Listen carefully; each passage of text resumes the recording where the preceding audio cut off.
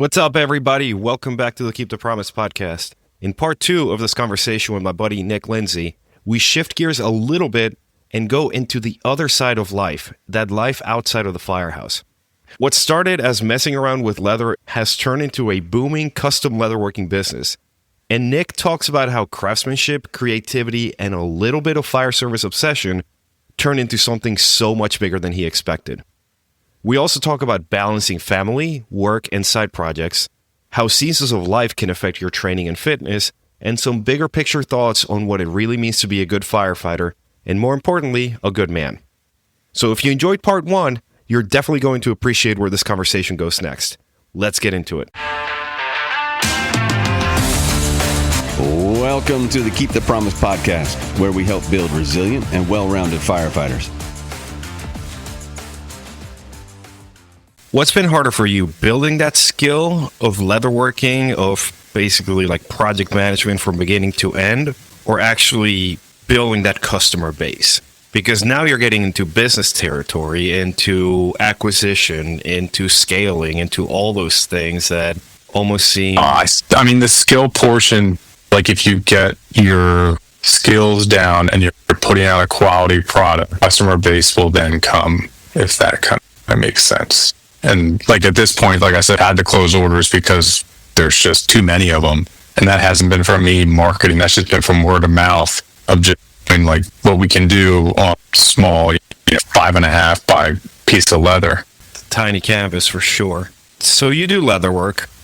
We know firefighters who are into woodworking, there's a guy that I know that makes fishing lures. And do you think that the fire service and like the fire service population as a whole is more wired for craftsmanship, for having a unique artistic outlet? I think not everybody. There's plenty of people I've talked to that are like, you don't want me to draw a stick figure, but maybe they just haven't found that medium that really agrees with how, their brain works or how their hands work. I think we enjoy being tactile and building things from the ground up. And I could definitely see, I'm not surprised if people are good in the firehouse with woodworking or cabinetry. Even like some of these guys are into the trades, like electrical, they run the wires, and you see how diligent they are and how well they feed that in an art in its own, if you will. Like being able to put some of those things in, and it's clean work. And I think there's just you get to define kind of what medium suits you. I don't doubt by any stretch of imagination when someone were to find that in our line of work that excel at it. Is it therapeutic for you, sitting at the shop and carving, cutting, stamping, painting? I guess. I mean, I've never been to therapy, so I don't know exactly what that would be like, but to be able to just find it being quiet some days, not always listen to music. I'm not always listening to a TV show. Some days it's just coming down and it's just nice to just, have silence. And I guess when you come down, I've been down here at 8, 9 o'clock at night, and suddenly I blink and it's 1 a.m. and I'm like, oh shoot, like that went by in a flash. But I guess being able to shut up some of the other and do the carving and stuff like that would definitely constitute a form of therapy. You have a super busy life between work and the kids and the family and leatherworking and trying to make moves at work. And I know you were hanging out with Eckert for a while and doing fire tactics. How do you balance it all? You just got to read the room, if you will. If it's a bad day at home with the kids, there really shouldn't be anything going on, in the shop that day. If you're picking up my drift, you have to find the time that works, and something's always going to suffer. Whether in case it's certainly going to be the leather. I'm not putting anything up above my family. So if you're willing to stay up late or get up early, there's your time. I set my alarm for 4:30 this morning. It just didn't work out because kids were up. So nothing got done this morning. So we'll try again tonight. But you always have to make sure that, your family and the ones that you love are taken care of before anything else. Because that's your... We are so back to it. I think I might have to go to Zoom because this platform has been giving me nothing but issues. Is it you or me? Probably a combination of you, me, and the platform. I mean, right now, everything is looking phenomenal. So okay. So we're saying that basically family trumps absolutely everything when it comes to balancing the things you do in life. Yeah, absolutely. That's the homestead. That's what you're coming home to every day. They're the people that are supporting. You got to give them 100%, without a doubt. Now, whether or not you like this label, you're an entrepreneur at this point. Has this changed how you look at the fire service? Not really, to be honest with you. It's just being able to communicate with people. Because at the end of the day, I'm still selling a product, selling it to firemen. 5.5 by 6 inches, whatever the exact measure is, doesn't always have a bunch of room. So when you have got came in like it's, I can do it, but they're not going to be there because the way that the leather gets carved, when the knife goes to it, it doesn't take out a chunk of leather, but you're making a cut in that leather. So being able to communicate to the boys, to the brothers, let them know I can do something like this. I can get you close kind of deal. I think it doesn't necessarily change my outlook on it, but just it's shown how important communication is as a whole in my mind. Yeah, and you hit on exactly the point that I wanted to go after, is that entrepreneurship really exposes your own personal flaws and your own personal shortcomings, and it forces you to overcome them. So in your mind, it makes sense. 5.5 by 6 inch canvas, you can only do so much. Now, if they tell you, I want a keystone and a shamrock and a truck across the top and a big 37 and a street sign at the bottom, immediately you're like, holy shit, dude, no. But now you have to communicate it, because now maybe you haven't done a good job of telling them we can only add 2 or 3 elements, or we can try to do that, it's going to look like shit. And how do you put that out there so that they understand and you're not attacking them, you're not attacking their design, you're just saying, these are our constraints, this is what we can work with, let's make something that works. Try to see, what's important to them, what do they really want on there, and then work up something in the ballpark, if you will. Kind of even I've done things where I know that it's not going to work, but I wanted them to see it so that I could better explain it to them. Hey, we can't, I did the whole front. I'm like, look, you want the number behind this character? It's not going to work because the character takes up so much space that the number behind it, you're not going to see it. What do you think about moving it off?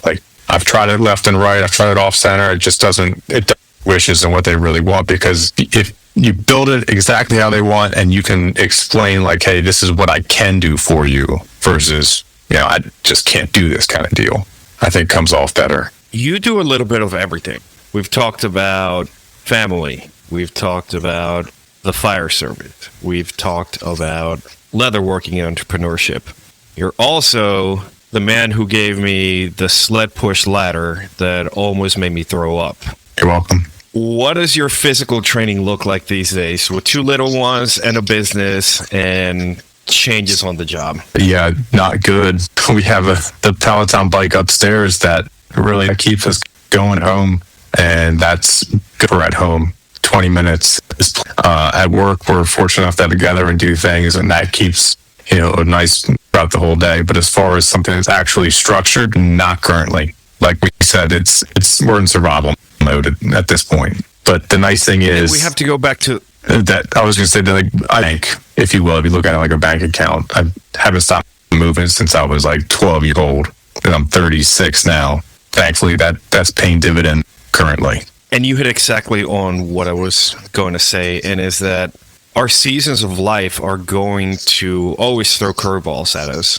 But at least when it comes to fitness, if you've built that engine, if you built that bank, the hit can be a lot less painful. Yeah, and like we said, we're in the survival mode. It's just part of life. We said that before, that something's gonna, physical. It's something that's the back burner. But I'm not sitting there running a table or percentages I need to hit. It's more so all right, I moved today. I deposit in the bank, if you will. I'm trying not to eat like an unreasonable person. I'm trying to eat that helps keep things off and keep things where they should be. Yeah, it's a time management. It's those systems that we put into play, and also being kind to yourself and recognizing that for the time being, We just have to rely on those deposits that we made in the past, and then eventually we can get back to making more deposits. But for now, it's that survival mode. Getting the basic needs here, man. Like that's a huge issue. 4 to 5 hours, if we're lucky, at each night. Like there's nothing that's going to be really good throughout the day. If I were to wear an Apple Watch or a Whoop to see what my recovery is, it'd be nap. Like don't do anything kind of deal. How does that affect your mental health, your mental stamina, if you will? I feel like after a while, you can feel when you're getting frustrated, and then you just kind of have to take a breath. Like you can't get angry with the kids. They're kids. They don't know any better. If you yell up, I've always noticed it happening. I'm like, all right, just time out for a second, recognize that it's happening. Well, before it comes out. And I you just look at your partner, like I look at my wife all the time. We just laugh. Like, yeah, my daughter, they looked at me, she's like, Dad, you're boring. I was like, what? I took you to tell me I'm boring? Like, all right. Yeah, they're kids. They're brutally honest, man, but they're fun. I don't know. I feel good. I do. I really do. Just keep your perspective into the things that you could free change and, make an effect there. Fucking kids are ruthless, bro. Dude, we were at the aquarium. Dad, you're boring. I said, I love it. So you gonna have fun today? Yeah, I guess you're all right. It's all right then. You're like, listen here, child. Have you heard of mining in PA? I'm sending you to a mine. Man, I had to cover my mouth. I did start laughing. It was just off the cuff. It was so good. That's one thing that I admire about you is you are very steadfast in how you handle things. We've chatted throughout life, throughout crazy periods and fun periods, and every time that I'm like, ooh, he's gonna crack, he's gonna show me a break, you're just always even keeled. You're just rolling with the punches, and I think that's something worth imitating. I'm really appreciative of that. How you can be that steady sounding board that I can be like, Nick, I'm about to go berserk, and you're like, yeah, just kind of like laugh it off and kind of try to look at the good. And I'm like, you know what? Fuck you. You're right. Well, that's true. Like, we all are guilty of it. It's like we complain about things, and it's like, all right, what are you going to do to fix it? Can fix it, and you're not fixing it. Fix it, and that'll solve an issue. But if there's nothing you can do about it, why are you going to let it burden you? If it's out of your hands, it's out of your hands. Speaking of firehouse, you've been around firehouses for a bit. You've been around the block a time or two. Looking back on your fire service career, what does being a good firefighter mean to you? I think just doing the right things. Like, at the end of the day, doing the right thing, making sure those things are done correctly. Check your rig, make sure your stuff's good. Looking out for the people, that just having a sense of accountability for yourself, I guess, really, I think that really goes a long way. What about being a good man? What does that mean to you? A good man?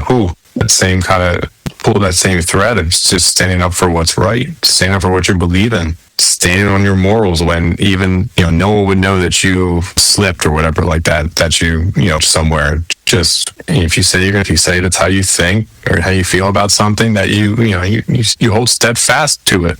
You're trustworthy, because then when you speak about something, people are going to know that you're serious and that you follow through. Go back in time to a younger, more hot-headed Nick. What part of that younger self are you grateful for that got you here?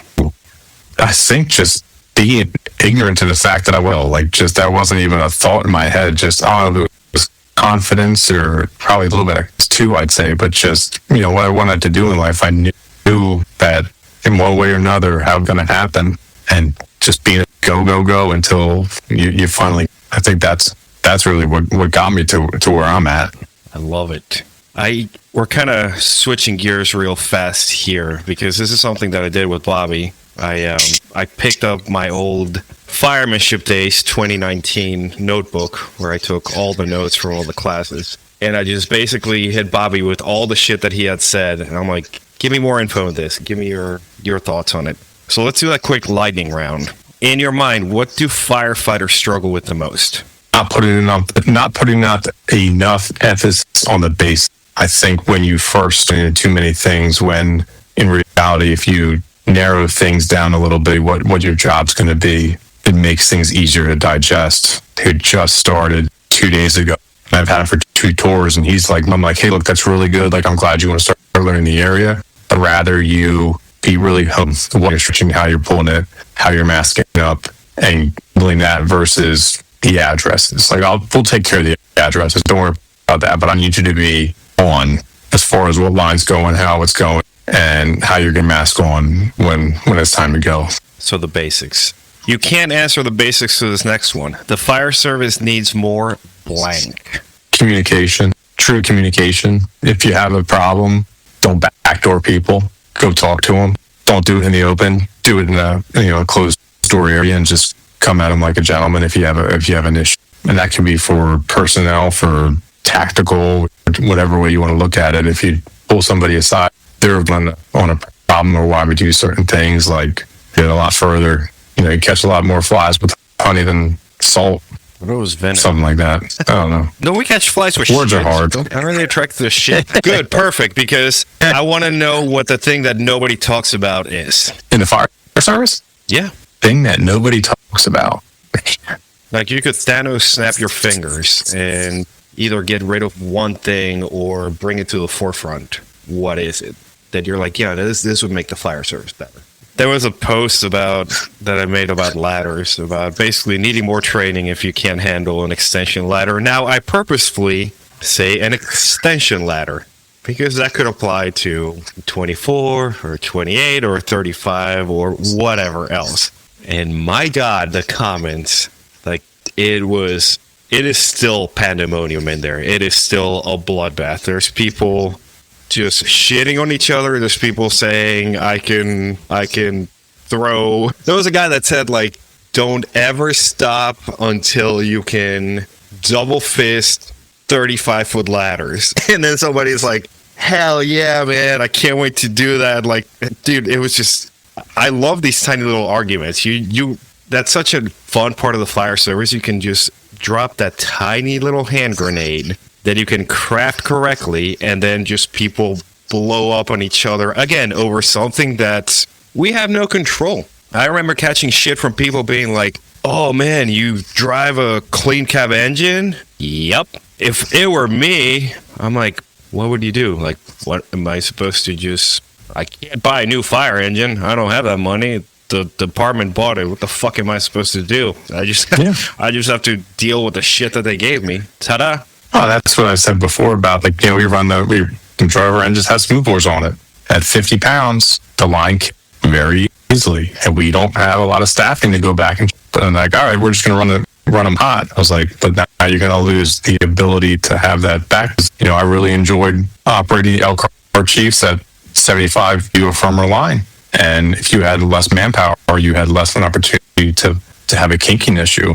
But that's not like rabbit hole. That was the only thing you could think of, because got involved about it, and I was like, really, both ways, whatever you have on there. If you don't have this thing dialed in, nothing else matters, either in the fire service or life. What is it? Life. Family's not dialed in. Like I said before, that's your foundation. If you're having troubles at home, that's into everything else very quickly. And the one question that I didn't give you, what's the one failure that you cherish the most? Cherish the most? Ooh. April last year, it would have been 2023. We run a house fire, 200 block of Market Road, pouring lit out as two kids trapped upstairs. That was the OB that night. Got in, found them, like, for us that night. Fast forward the following year, driving houses up for literally the exact same call. I put my shirt, we have like the polos that we wear, and for some reason that night, I put my polo over top of tool that's right in there that I use. I'm going up to VES. I throw my ladder and I literally forgot my tool because my shirt's hanging on it. And I've never done that before. Setting your stuff up the exact same way every time, dividends. Like, don't alter it. It's always going that way. Have it done that way. Always do it that way. Now, that day at Fader, there was nobody home. God forbid if there was, me replaying that 10 seconds it took me to go back to the rig to grab a tool to get into that window quicker. Like, it's just the little things, man. Just that small failure of putting my shirt over that I never do. For some reason, I did that day, and it just cost me. So lay it out the same way. Never change. Seems like a perfect way to end it. Nick, thank you so much for your time and for being here today again. No problem, my brother. It's good to see you. Likewise.